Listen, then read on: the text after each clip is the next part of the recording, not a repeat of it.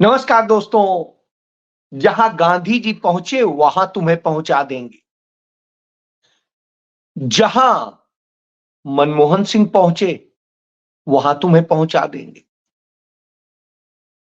मनमोहन सिंह को 2 गज जमीन नहीं दी, अब उनके सम्मान की बात करते हैं। और जो भाजपा में पहुंच जाते हैं वो झूठ बोलने और कहानियां गढ़ने में माहिर हो जाते हैं। जी हां, कमोबेश यही स्थितियां हो रही हैं और इसे हम बड़ा लगातार देख रहे हैं। एक किस्से से शुरू करता हूं कि भारतीय जनता पार्टी न राम की है न आम की है। यानी वो ना आम आदमी के लिए कुछ करती है ना वो राम के लिए। वो सिर्फ अपने वोट बैंक के लिए करती है, अपने लिए करती है, अपने श्रेय के लिए करती है, या फिर नफरत फैलाएगी, हिंसा कराएगी।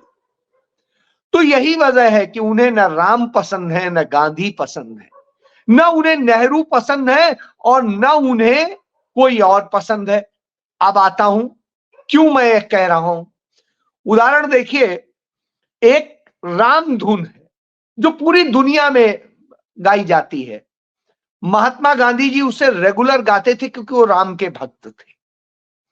तो वह राम धुन अटल बिहारी वाजपेयी की पुण्यतिथि के अवसर पर एक सद उद्देश्य के साथ में लोक गायिका है भोजपुरी की देवी, वो गाती है। और वो जब गाती है, रघुपति राघव राजा राम, पतित पावन सीताराम, इतना ही सुनते भारतीय जनता पार्टी के लोग, नफरत से भरे लोग जिनमें जहर भर दिया गया है, वो जॉम्बी, वो लगातार शोर मचाते हैं, हूट करते हैं। और पूरी भारतीय जनता पार्टी, उनके तमाम नेता उन देवी को जिस तरीके से धमकाते हैं और उसका असर यह होता है, वो कहती है मंच पर कि मैंने ऐसा तो कुछ नहीं गाया कि जो गलत हो, लेकिन फिर भी यदि आपकी आत्मा को, आस्था को कहीं कोई ठेस पहुंची हो तो मैं क्षमा चाहती हूं। और उसके बाद में नरेंद्र मोदी के मंत्री रहे चौबे जी, वो जय श्री राम के नारे लगवाते हैं और फिर अपनी कहानी पे आ जाते हैं। जी हां, कमोबेश यही हुआ। चलिए, आपको गांधी के राम नहीं पसंद है क्योंकि वो मोहब्बत की भाषा बोलते थे। आपको गांधी के राम नहीं पसंद है क्योंकि वो सबको जोड़ने की बात करते थे। आपको गांधी के राम इसलिए नहीं पसंद है क्योंकि वो आपके आकाओं अंग्रेजों के खिलाफ खड़े हो गए थे। और आपको गांधी के राम इसलिए नहीं पसंद है क्योंकि वो सुराज की बात करते थे, जिसे हम सही शब्दों में स्वराज कहते हैं। तो उस सुराज की बात जिसकी वो करते थे, जिसमें इस देश के आम गरीब पिछड़े व्यक्ति को यह अधिकार मिले और उसका भला हो। तो रघुपति राघव राजा राम, पतित पावन सीताराम। तो आप इससे समझ लीजिए यह स्थिति। बहरहाल, तो अब उन देवी को धमकाया जा रहा है कि जहां गांधी गए वहीं तुम्हें भेज देंगे। अब तुम्हारे मनमोहन गए हैं वहां तुम्हें भेज देंगे। क्यों भेज देंगे? क्योंकि उन्होंने यह गीत गाया। बड़ा भारी गुनाह कर दिया, इतना बड़ा गुनाह कर दिया। एक महिला को जो ईमानदारी से लोक गायन करके अपने जीवन को, अपने लोगों के जीवन को चलाती है और सही संदेश देती, एक अच्छा गीत गाती, उसे धमका रहे हैं। सोचिए कि क्या मानसिकता है। बहरहाल, मानसिकता यहीं तक होती तो हम कहते डॉक्टर मनमोहन सिंह जो हमारे प्रधानमंत्री थे, जिन्होंने इस देश को, इस देश के लोगों को वह हक दिया जिसके लिए वो सालों साल परेशान रहे। मैं इसलिए कह रहा हूं कि ये वही मनमोहन सिंह थे जिन्होंने भारत के 31% लोगों को ले जाकर के मध्यम वर्ग में खड़ा कर दिया। 31% लोगों को इस देश के मध्यम वर्ग में लाकर के खड़ा कर दिया। मध्यम वर्ग में कैसे खड़ा किया? वो निचली स्थिति में थे, तो जो गरीबी में थे वो मध्यम वर्ग में आ गए, और उसी मध्यम वर्ग का एक बड़ा संसार बन गया कि हर घर सोचने लगा कि हम कार भी ले सकते हैं, हम बाइक भी ले सकते हैं, हम स्कूटर भी ले सकते हैं, हम अपना घर भी बना सकते हैं, हम अपने लिए खेत भी खरीद सकते हैं और संपत्तियां जोड़ सकते हैं, अपनी पत्नी के लिए सोने का कुछ जेवर भी ले सकते हैं, बच्चों के अच्छी शिक्षा पर भी ध्यान दे सकते हैं, हम भी कभी कभी अच्छा खा सकते हैं, न सही रोज हफ्ते में एक दिन सही फल खा सकते हैं। जी हां, कमोबेश इस तरह से सोचने लगा था वह वर्ग जिसे नरेंद्र मोदी ने फिर से गरीबी में ढकेल दिया। कैसे? नरेंद्र मोदी के शासनकाल में गरीब और गरीब हो गया, अमीर और अमीर हो गया, लेकिन मध्यम वर्ग गरीबी में चला गया। उसकी हालत यह हो गई कि उसकी खरीदारी की क्षमता खत्म हो गई। यदि वो 1 किलो मटर खरीदता था तो आधा किलो से काम चलाता है, यदि वो 1 किलो लहसुन खरीदता था तो अब वो 100 ग्राम लहसुन से चलाता है। यदि वो अदरक 1 किलो खरीद के रख लेता था घर में तो अब वो अदरक के थोड़े से 2-3 गांठे लेके आके काम चलाता है, बगैर अदरक की चाय पी लेता है, और वो आलू भी खाने में सोचता है कि इतना आलू कैसे खाया जाए, तो पानी बढ़ा दो, आलू कम कर दो। जी हां, यह दशा हो गई है। शायद यही वजह थी कि जिस जीडीपी का अनुमान था कि वो 8.6% की दर से बढ़ेगी, वो 5.4% पे आ जाती, क्योंकि उसकी खरीद की क्षमता घट गई, वो बर्बादी की तरफ बढ़ गया है और लगातार बढ़ रहा है, क्योंकि उसके पास उसकी आमदनी तो नहीं बढ़ी, या बढ़ी तो बहुत छोटी सी बढ़ी, लेकिन खर्चे डबल हो गए, 3 गुना हो गए, 4 गुना हो गए। इस देश का किसान बर्बाद हुआ, इस देश का मजदूर बर्बाद हुआ, तो खुशहाल कौन हुआ? युवाओं को रोजगार नहीं मिल रहा है, लड़कियों की आबरू लुट रही है। आज विशाखा गाइडलाइन का कोई जिक्र नहीं कर रहा है। ये वही गाइडलाइन जो निर्भया केस होने के बाद में डॉक्टर मनमोहन सिंह ने बनाई थी, कहीं नहीं पालन हो रहा है। इसी तरीके से तमाम सारी चीजें। बहरहाल वह शख्स इस दुनिया से रुखसत हो गया, लेकिन अपनी छाप छोड़ गया, यादें छोड़ गया और एक इतिहास छोड़ गया। उस शख्स को सलामी देना बनता था, तो सलामी देने की बजाय उसे उस घाट पर दफनाया गया जहां सामान्य लोग दफनाए जाते हैं। कोई बात नहीं, वो सामान्य वर्ग से आता था, लेकिन वो सामान्य नहीं था, वो बहुत बड़ा था, बहुत बड़ा योगदान था।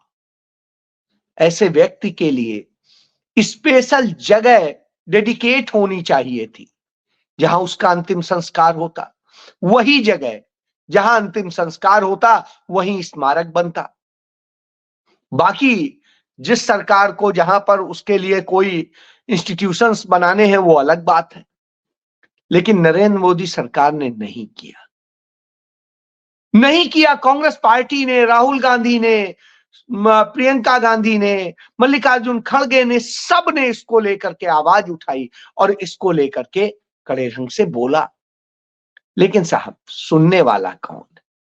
हालात यह थे कि जब डॉक्टर मनमोहन सिंह का अंतिम संस्कार होने का पूरा कार्यक्रम था, तो उसमें एकाधिकार दूरदर्शन का होता है। दूरदर्शन का कैमरा विपक्ष के नेताओं को नहीं दिखा रहा था, वो घूमकर नरेंद्र मोदी पर टिक जाता था, अमित शाह पर टिक जाता था और उनके मंत्रिमंडल पर टिक जाता था। यह हालात थे लेकिन डॉक्टर मनमोहन सिंह के परिवार के साथ में राहुल गांधी खड़े थे, मल्लिकार्जुन खड़गे खड़े थे, सोनिया गांधी खड़ी थी, प्रियंका गांधी खड़ी थी, और परिवार की तरीके से सारे कार्यक्रम में घर से लेके कांग्रेस मुख्यालय तक, कांग्रेस मुख्यालय से लेके उनके अंतिम संस्कार तक, सारे समय में जब से उनका निधन हुआ तब से लेकर के लगातार उनका परिवार लगा। बहरहाल उनके लिए जो भी कुछ ससम्मान करना था वो किया गया, लेकिन साहब कैमरा उधर रहा। बहरहाल बाकी तमाम यूट्यूब या दूसरे के जरिए जो चीजें आई उसी में सामने आया, और उसमें सभी का कांग्रेस पार्टी ने दिखाया, उसमें भाजपा के नेताओं का भी दिखाया, उसमें दूसरे नेताओं का भी दिखाया। लेकिन सरकार का, भारत सरकार का, हमारे आपके पैसे से चलने वाला वह दूरदर्शन या आकाशवाणी या जो भी हो, उन सब में जो प्रसारण हो रहा था, कहीं नेता प्रतिपक्ष का नाम नहीं था, कहीं कांग्रेस अध्यक्ष मल्लिकार्जुन खड़गे का नाम नहीं था, यहां तक कि डॉक्टर मनमोहन सिंह के परिवार का नाम नहीं चल रहा था। बस वही चल रहा था जो गुणगान आप देखते रहते हैं। चलिए, यह और स्मारक बनाने कुछ नहीं। जब ये लड़ाई हुई, पूरी देश और दुनिया में ये ट्रोल होने लगे, तब कुछ सोचा जा रहा है, उनके परिवार को बताया जा रहा है कि हां, हम आपके लिए कर रहे हैं।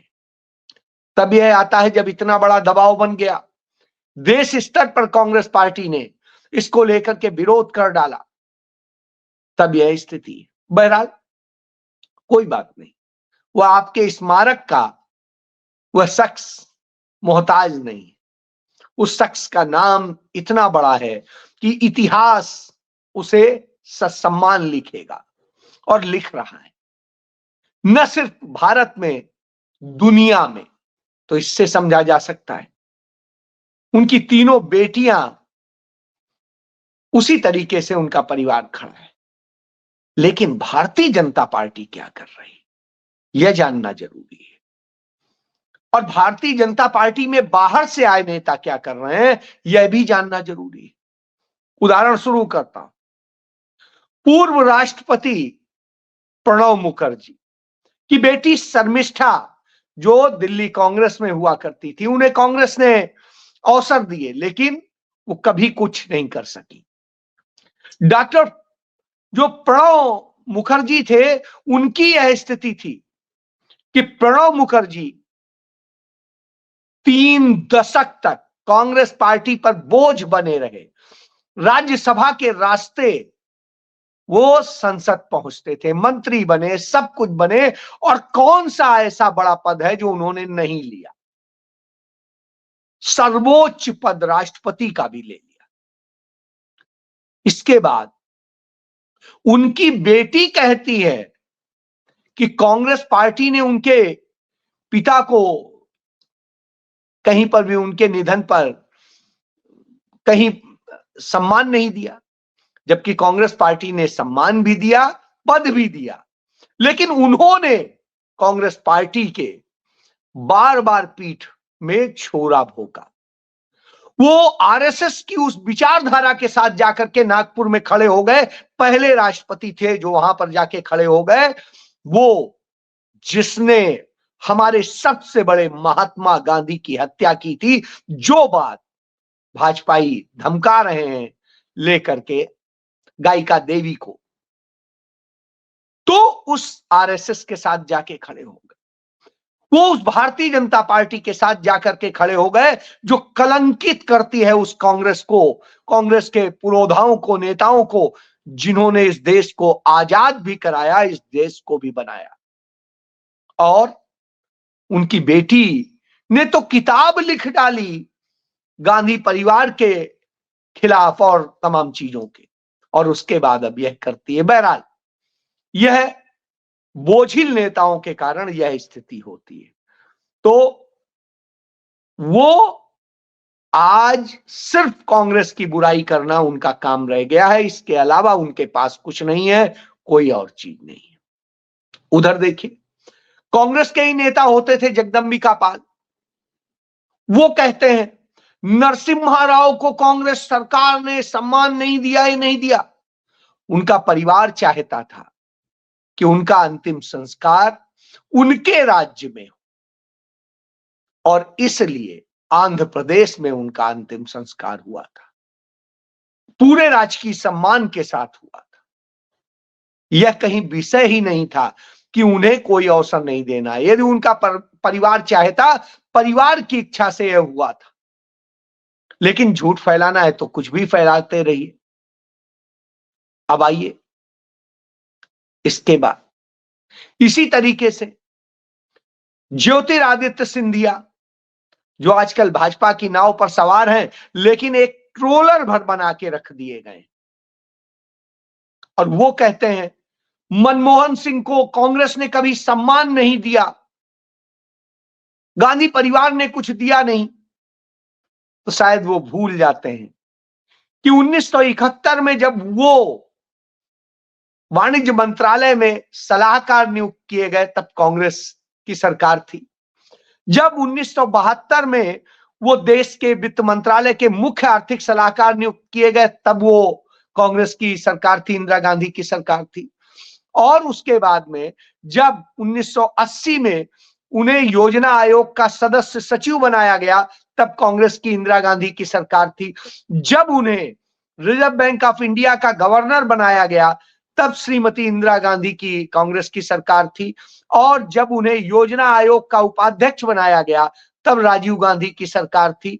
और उसके बाद में जब उन्हें 1991 में भारत का वित्त मंत्री बनाया गया, तब भी कांग्रेस की सरकार थी। यूजीसी का गवर्नर, यूजीसी का चेयरमैन बनाया गया, कांग्रेस की सरकार थी। उसके अलावा जब उन्हें नेता प्रतिपक्ष राज्यसभा बनाया गया, तो कांग्रेस ने ही बनाया। और जब उन्हें प्रधानमंत्री बनाया, तो तब भी सोनिया गांधी ने ही बनाया, नेता प्रतिपक्ष भी सोनिया गांधी ने बनाया, और प्रधानमंत्री भी सोनिया गांधी ने बनाया। और उसके बाद में जब वो रिटायर हुए, उसके बाद उन्हें लगातार राज्यसभा सदस्य रखा 2024 तक। जब वह स्थिति में नहीं रहे, तब 2024 में उनका कार्यकाल खत्म हुआ। तो इससे समझा जा सकता है कांग्रेस ने उन्हें क्या दिया। पूरे टाइम राहुल गांधी वहां खड़े रहे, और यही ज्योतिरादित्य सिंधिया उस सरकार में मंत्री थे। इनके मुंह से यह नहीं निकल रहा है कि उस समय गुणगान यही किया करते थे। आज बता रहे हैं कि कांग्रेस ऐसी, गांधी परिवार ऐसा। इससे आप समझ लीजिए कितने वो लोग हैं, चाहे जगदंबिका पाल हो, चाहे ये दोनों उस समय कांग्रेस में थे। चलिए एक और नाम ले लेता हूं। एक सिख नेता है दिल्ली में, मनजिंदर सिंह सिरसा। वो अपने आप को गलत सही बोल बाल के किसी तरह भाजपा में जमे रहना चाहते हैं। उन्होंने सिख संगत का भी अपमान किया है, किसानों का भी अपमान किया है। वह कहते हैं कि जब मनमोहन सिंह जी का जो है फूल जो है प्रवाहित किए जा रहे थे, उसमें गांधी परिवार नहीं आया क्योंकि कैमरा नहीं थे। इत्तेफाक से वो देख लें कि जब वो हो रहा है, कांग्रेस पार्टी ने अपने ट्विटर हैंडल पे भी डाला है वह वीडियो, यानी वहां कैमरे थे। बावजूद इसके, इसलिए गांधी परिवार वहां नहीं गया, क्योंकि फूल प्रवाहित करने का काम सिर्फ क्लोज फैमिली करती है, और वो उनके धर्म के मुताबिक होता है, परंपराओं के मुताबिक होता है। तो स्वाभाविक सी बात है, सिख धर्म और उसकी परंपराओं के मुताबिक होगा, वहां पर राहुल गांधी का या कांग्रेस पार्टी का या किसी का जाने का कोई मतलब नहीं बनता। लेकिन सारी व्यवस्थाएं उसकी भी कांग्रेस ने ही की थी, यह ये भूल गए। तो यह स्थिति है, इससे आप समझ सकते हैं कि किस तरह की सोच है, यह सोच होती है। तो यह बताती है कि किस तरह से ये अपमानित करते हैं और कैसे करते हैं। बहरहाल कोई बात नहीं, आप अपमान कर लीजिए, अपमान करने से कुछ होता नहीं, यही बात राहुल गांधी बार बार कहते हैं। लेकिन सच्चाई ये, मनमोहन सिंह के आगे नरेंद्र मोदी की हैसियत या उनके पार्टी के किसी नेता की हैसियत क्षण भंगुर की नहीं है। और ऐसे में वो गांधी नेहरू परिवार को गाली दे ले, कांग्रेस को गाली दे ले और इसी से अपनी राजनीति चमकाए, यही उनके पास है और कुछ नहीं। इस बात को जानने की जरूरत है। बहरहाल कांग्रेस सदैव जीवित है, चाहे धीरे चल रही हो चाहे तेज चल रही हो, उसकी जीवंतता चलती रहती है। तो वही हो रहा है।